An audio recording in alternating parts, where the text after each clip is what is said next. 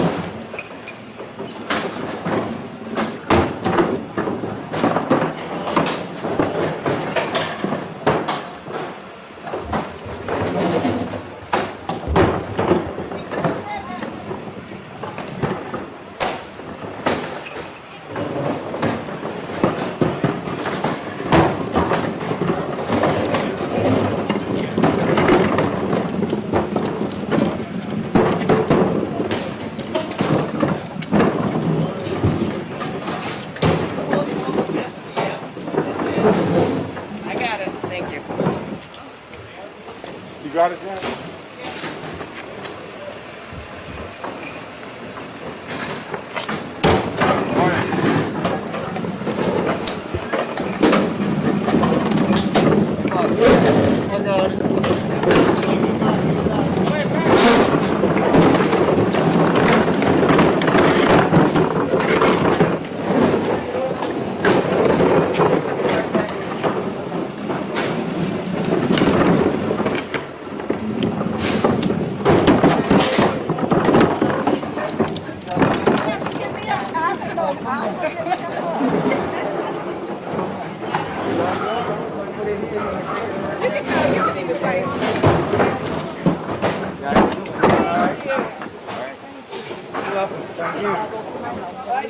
Oh, yeah. I'm leaving here.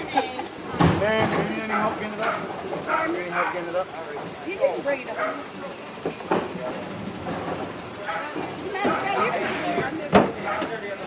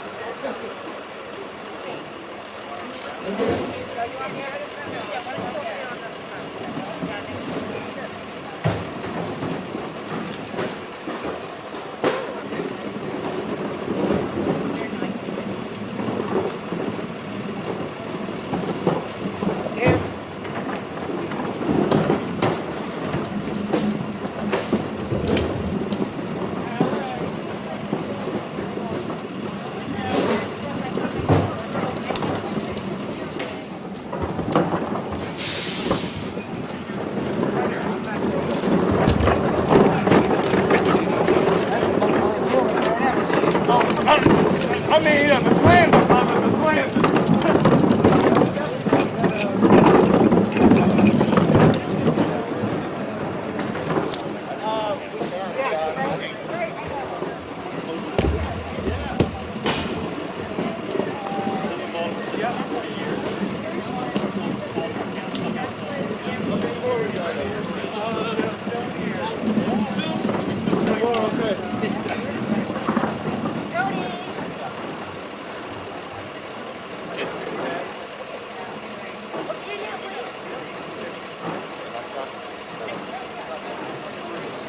Look at the guy right there. He's, yeah, stand right there. Okay, take your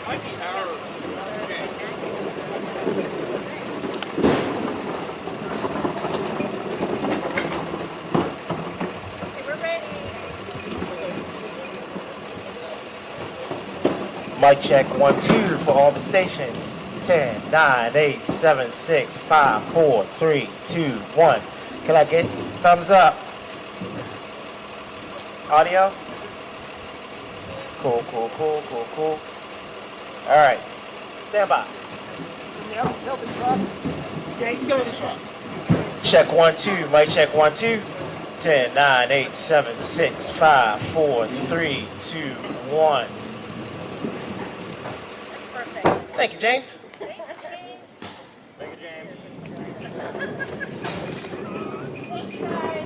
They look awesome. Thank you. Thank you for moving our sticks and everything around this way. Jay. This is a dirty. Well, I would assume, but now I know. Hey, how are you? I appreciate it. Mayor from Dow and Amy.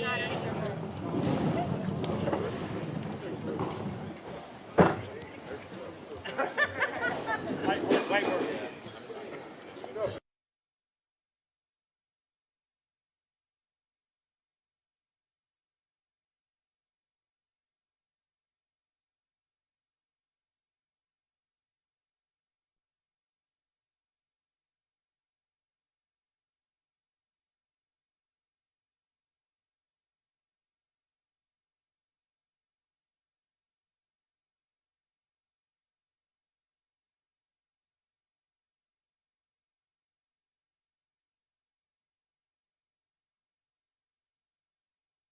guys have seen out in the neighborhood. Our city administrator, Chris Shorter.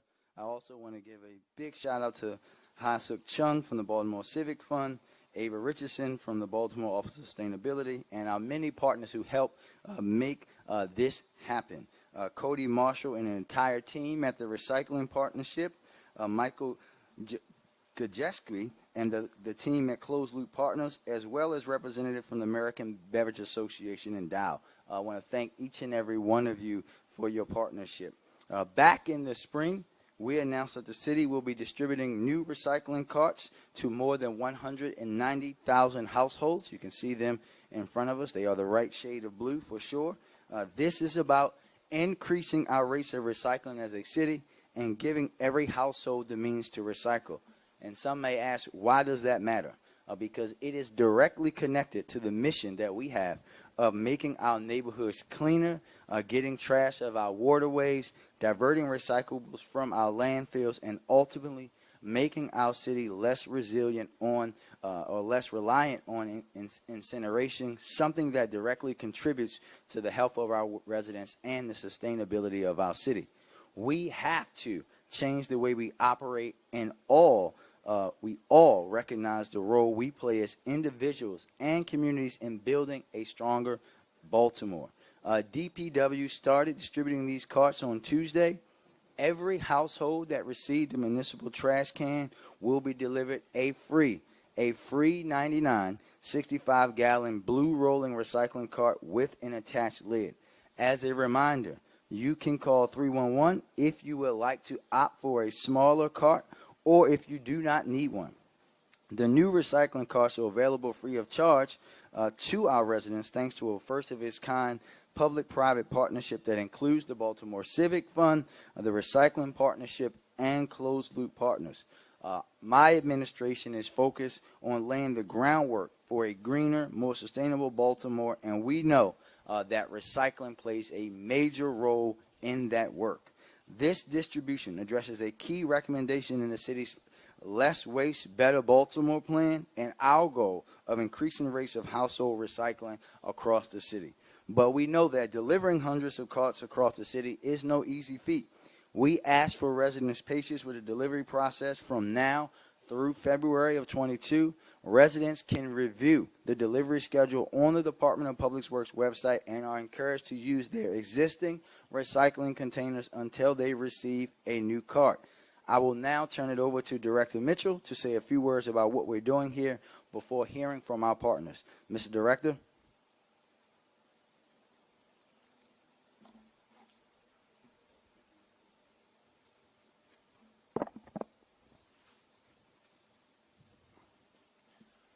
Good morning, and thank you, Mayor Scott, for those kind introductions.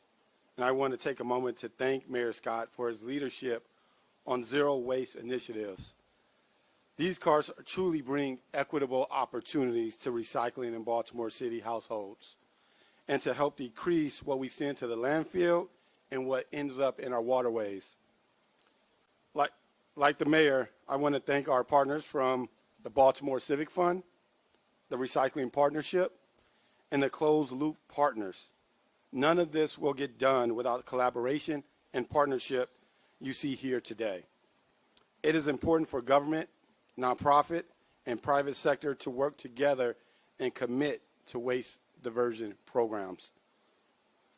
Echoing the mayor, 190,000 recycling carts will be provided to city residents over the next 5 months. We believe, as do our partners, these carts will help increase recycling rates. At DPW, we strive for equity in all that we do. So through the lens of equity, these carts are being distributed based upon need. That distribution order and general timelines is available on DPW's website. Several years ago, the city adopted the use of wheeled carts with lids for our garbage collection to promote proper trash disposal etiquette and to support cleaner and healthier neighborhoods. That distribution of standardized recycling carts is expected to produce better results to recycling collections efforts here in Baltimore City. Here are some of the important details about the recycling rollout. The size of your container will be 64 gallons, as you see here in front of you. This is the same size as the green trash cans residents have currently today. We highly recommend that you use the 65-gallon carts, but there are other smaller options and also options should you not want one. Residents should call 311 or visit DPW's website to request a 35-gallon carton, should you need it, or request no cart to be delivered at all. A 35-gallon cart will not be distributed at the same time as the larger carts. Due to manufacturing reasons, if you choose a 35-gallon cart, these will not begin distribution until November or December. We will keep information updated on our website and occasionally send out information through social media. So please keep an eye out for a postcard a couple of weeks before distribution. We will inform you before your cart arrives. Also, I want to mention that we are extremely excited about the mayor's fall cleanup. That will happen on Saturday, October 23rd. And if we all pitch in, we will have a cleaner and better Baltimore. Participants in the fall cleanup can register for cleaning activities via 311 and receive a swag bag. DPW will provide up to 5 swag bags per individuals and or service requests to support local cleanup. To register for this cleanup and receive bags, please call 311. Visit Baltimore311.baltimorecity.gov or sign up using the Baltimore 311 app. The bags will be available for pickup at DPW's sanitation yards located at 111 Kane Street and 2840 Session Street, and will be available for pickup as early as today through October 22nd or until supplies last. Residents must provide the service request number they receive when registering with 311 when picking up the bag. Collected trash and debris for the mayor's fall cleanup must be bagged and placed out weekly at your weekly trash schedule pickup. Residents can also bring bags to many or 5 DPW drop-off centers. So we look forward to the great fall cleanup this year, and we hope every block in Baltimore signs up to participate. I want to thank the mayor again for his vision of and commitment to a cleaner and more equitable Baltimore, and know that DPW is ready and stands beside you in this critical work. Thank you.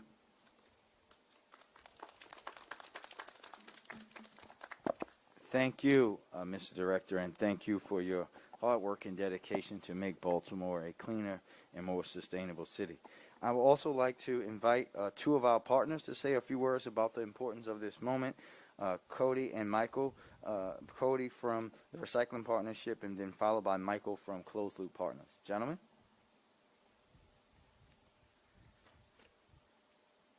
Thank you, Mary Scott. It's good to be here.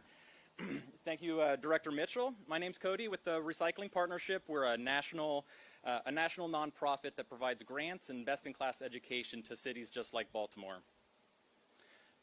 This grant is made possible by 2 components. One is a grant for the carts and the education that's within the Every Bottle Back program of the American Beverage Association. And the other is made possible by Dow, who actually was able to donate plastic for parts of the cart to make the carts more affordable for the city of Baltimore. Our organizations know recycling starts right here at the curb, and the material collected here is critical for the to be put back into products that we use every single day. Our team has loved working with the city of Baltimore and their staff, folks like Kristen and Ann and Andrew. Haisuk really got everything into action here with the Civic Fund. So we've just been really proud to partner with these folks. And of course, this type of programming doesn't happen without the leadership from the mayor's office and their commitment to recycling. So we really appreciate this partnership and look forward to watching this success. Thank you.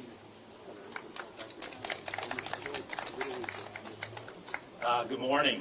My name is Michael Gajewski with Closed Loop Partners, and through our infrastructure fund, we're really excited to provide a 0% interest loan to the city of Baltimore in participation in this project.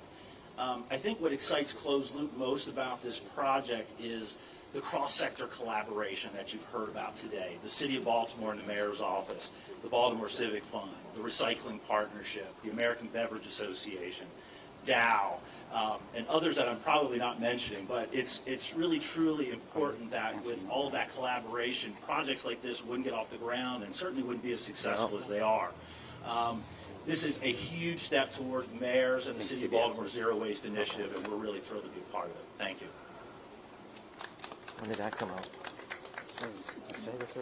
Thank you, both gentlemen. Thank you very much for your partnership and for your commitment to making not just Baltimore but the world a greener and a more sustainable place. As you heard from Director Mitchell. I am excited to announce that my fall cleanup will take place on Saturday, October 23rd. We're calling on all residents, all business people, all members of the media to join us for that cleanup.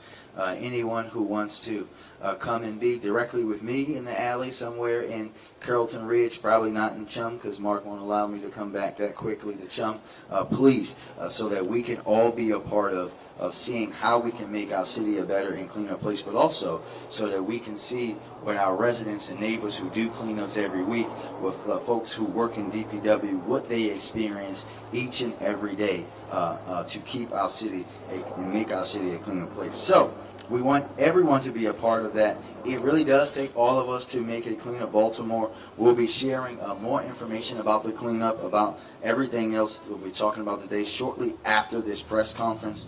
And before I open it up to questions about the topic at hand, let me also take this as an opportunity to thank the hardworking women and men of DPW for what they do each and every day. They have some of the hardest jobs in the city.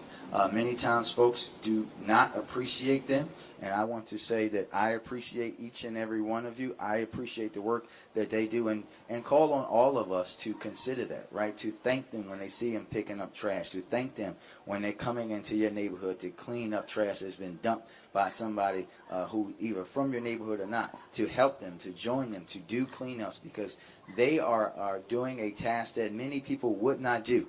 And they do it without complaining each and every day so that all of us can live in better and cleaner communities. But also, I would like to say that we are looking to hire people, especially those who have CDL licenses. So if you know someone that has a CDL license, please apply for positions with DPW. Please apply for positions, Director, and other agencies in Baltimore City government. We need you to be a part of making Baltimore a better place. We can hire you. Just reach out to us. We will reach out back out to you to make sure that you can be a part of making Baltimore the best version of itself. And with that, we will say thank you and take a few questions. Dave? Two questions on topic and then one off. In relation to employment for the director, can you give an update on where that stands and if DPW is ready to handle the increased recycling that will be coming in based on these new carts? I'll start, Dave, and then turn over to the director. We know they can handle it. We're going to have to work. You hear this is not just about giving out the carts, it's about the education process, making sure that more residents are recycling so that this doesn't just sit there, but we take stuff that is in those green bins and put them in the blue bins so that our workers are dealing with more recyclables, because this is about making Baltimore cleaner. This is about the generations to come. This is about making our city a more sustainable place. Mr. Director? Whatever the mayor said, right? No, but Specific numbers if possible. so right now we are hiring for public works worker. We just closed our recruitment, and we will be interviewing and hiring folks as quickly as possible to fill the almost 70 vacancies within our Bureau of Solid Waste. But we are gearing up. We are prepared. We're excited about the opportunity to recycling. I think similar to the mayor, you know, this frees up your green container because you can put a lot more in your blue containers, whether those are cans, bottles, aluminums, plastics, you know, things of that nature, so that we can have a better environment, and two, that so things doesn't get out into our bay, into our environment. So we're gearing up, we're excited, and we're ready to get closer to our zero waste goals here in Baltimore City. And, Go ahead, Dave. that was perfect, though. And in relation to the education aspect, I don't know if someone else can speak to this, but is there concern that some residents may use either the new ones or the old cans for garbage purposes? And what, if any, specific outreach is being done in the most vulnerable communities? I am Cody with the partnership, as I said, and so with this program, a large amount of that funding is going to be going to education. So you have these that give exactly what to do with the carts when they're arrived. They look very different from the garbage carts. And then as a follow-up, after carts are rolled out, there's another tranche of grant funding with the City of Baltimore to continue pushing this education in front of residents to inform them how to use the containers. And we've seen this work time and time again around the country. Will there be hands-on though? I'm saying like workshops. I mean, placards are nice, but we know that they'll just be tossed possibly. No, they don't just get tossed, they actually get used. They're really fantastic. It still works. And there will be workshops and connections with the residents, getting into the community and connecting with them, going door to door later in the year, into the beginning of the year, trying to connect one-on-one with residents is really the best-in-class type of education they'll have. And to transition into the on-topic, which I think some of my frenemies have, can you comment on the OIG's report regarding the Druid Hill Sexual Health Center and the No, thank problems? you. Yeah, no. I think that culturally we call that 1515 in Baltimore. You can tell how long someone's been in Baltimore by what they call that place. I would encourage everyone to read the health department's response to the Inspector General. We are committed to making sure that we improve all of our spaces, especially our public facing spaces, in the ways that we can. We know that that situation in 1515 did not get there overnight, but it's now my responsibility to make sure, just like we have with other capital issues, that we are addressing things that we know are in dire need, just like that one. Are you okay with the fact that the health commissioner said pest control payments were delayed? Well, no, we're not okay with that. But what we're doing here is we're talking about systems reform, right? Structural reform, making sure that our systems are updated so that we don't have those things happen. Dan? Morning, Mr. Mayor. Thanks for having us this morning. You coming out to what I wanted to ask you was, can I get one of the jumpsuits and you be alongside you? You got to talk to Mark about that. This is given to me by Chum, so I don't. You can come, but the jumpsuit you got to ask him. All right. You can't fit his, I'm sure of that. Can you talk a little bit more? I know the city's getting a non-interest loan to pay for some of the toters. Could you talk a little bit more about the overall cost and when you hope to have that paid back? Yeah, I'll let Director Mitchell and the folks direct that question. Sorry, I forgot Hasuk was there. Sorry. No, please. That's a great question. So the Civic Fund serves as a fiscal sponsor for the city, and especially projects like this. That's a little more complicated with a zero-interest loan and actually a lot of donations from national partners. So we'll be financing, and we're using part of the stormwater funds, and it's going to be a long-term plan, as you know, 7 to 10 years, and we will oversee the payments, and just focus on getting it done. And in overall, I guess how much was the loan for? I don't have all the titles. $3 million for the loan, and then the grants. Again, it all kind of the combination totals $10 million. Okay, thank you. Yep. And I have one the off grants topic. are $3 million too. $3 million. Yeah, you could go ahead. Okay. So we're heading into the last quarter of the year. Unfortunately, still seeing a rise in homicides in the city. You had said on the campaign trail that you had hoped to get homicides under 300 during your first term in office. Are you satisfied right now with how your group violence reduction plan is working? Well, Dan, I think that you know better to know that we haven't even officially started the group violence reduction plan until a couple of weeks ago, right? So we can't monitor something a couple of weeks in to say, like, is it working or not? But am I satisfied with where we are with homicides in the city? Hell no, I'm not. Am I satisfied that non-fatal shootings are down? They're still not down enough, right? For me, it's about making sure that we deal with that issue in its totality. I came to this event from our second Criminal Justice Coordinating Council Planning Strategy event, where some people like to complain and talk about things in the public. Folks like me like to actually work with all of our partners to make sure that we're better, right? And what you saw in that room is that you saw our federal partners, you saw our state partners back at the table, DJS, corrections, all of these folks, the state's attorney's office, to make sure that we can work together, not doing what, no disrespect to you personally, not doing what some folks in the media have allowed folks to do over the years, and is pointing the finger at this person, at that branch of government, but saying we all, everybody at this table has improvement, things that we have not been doing a better job of. And what we are doing, literally what's happening right now as I'm talking to you, those folks in the public safety realm, those who work for me, those who don't work for me, those who work for the governor, those who work for the president, are working around a shared plan of how we can hold each other accountable and move forward. Something that should have happened 10, 15 years ago, it didn't. But now we're doing it so that we can be better in the future because the residents of Baltimore want that from us. And just a quick follow-up, the group violence reduction plan you had mentioned that some of the other cities that we are looking at that had seen some success, Oakland, for instance. Yep. Is there a timeline that we're looking at when they saw success that we can? I know it's hard to put success on here, like how we can follow their plan to a T, but is there any? You can't put it on. But when you go back and look, and I know there was some discussion last week, like, oh, well, Oakland's violence is up. Well, if you go and look deeper and folks stop staying at the surface, you will see that folks in Oakland right now are saying, yeah, our violence is up because we got away from our group violence reduction strategy. We know that they, within the first year of implementation, they saw it, but it's not about just 1 year. It's group violence reduction strategies work because you remain committed to them over time. Oakland is an example of what happens when you do it well and then you stop. We all know in Baltimore about starting and stopping things. We will not stop. We will do it so that people's lives are safe.